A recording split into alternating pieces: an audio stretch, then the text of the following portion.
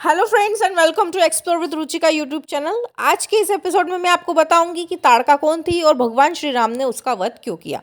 तो चलिए कहानी शुरू करते हैं।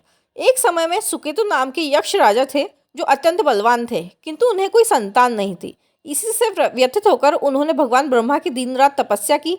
वह उनकी तपस्या से प्रसन्न होकर भगवान ब्रह्मा ने उन्हें दर्शन दिए। सुकेतु भगवान ब्रह्मा से संतान प्राप्ति की इच्छा प्रकट की जो अत्यंत बलवान हो। भगवान ब्रह्मा ने सुकेतु की इच्छा स्वरूप उसे बलशाली संतान प्राप्ति का वरदान दिया। इसके बाद सुकेतु को ताड़का नाम की पुत्री की मिली जिसमें 1000 हाथियों के बराबर का बल था। ताड़का अत्यंत बलवान होने के साथ साथ सुंदर भी थी। इसी कारण सुकेतु ने ताड़का का विवाह सुंद नाम के राक्षस से करवा दिया। सुंद व ताड़का को 2 पुत्र हुए जिसका नाम सुबाहु और मारीच थे। सुंद राक्षस प्रवृत्ति का होने के कारण ऋषि मुनियों को तंग किया करता था। वह प्रतिदिन ऋषि मुनियों के यज्ञ को ध्वस्त करता व उनकी तपस्या में विघ्न उत्पन्न किया करता था। एक दिन उसने महान ऋषि अगस्त्य मुनि के आश्रम पर जाकर आक्रमण कर दिया।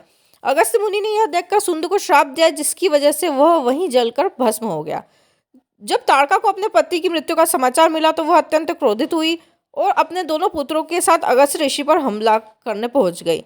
चूंकि अगस्त्य ऋषि ताड़का को महिला होने के कारण उसका वध नहीं करना चाहते थे, इसलिए उन्होंने उसको बिना वध किए उसको परास्त कर दिया। साथ ही उसे एक सुंदर स्त्री से अत्यंत कुरूप महिला बन जाने का श्राप दे दिया।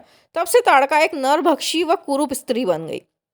इसके बाद अगस्त्य मुनि के प्रकोप से बचने के लिए ताड़का अपने दोनों पुत्रों के साथ अयोध्या नगर में सरयू नदी के किनारे वन में आकर रहने लगी।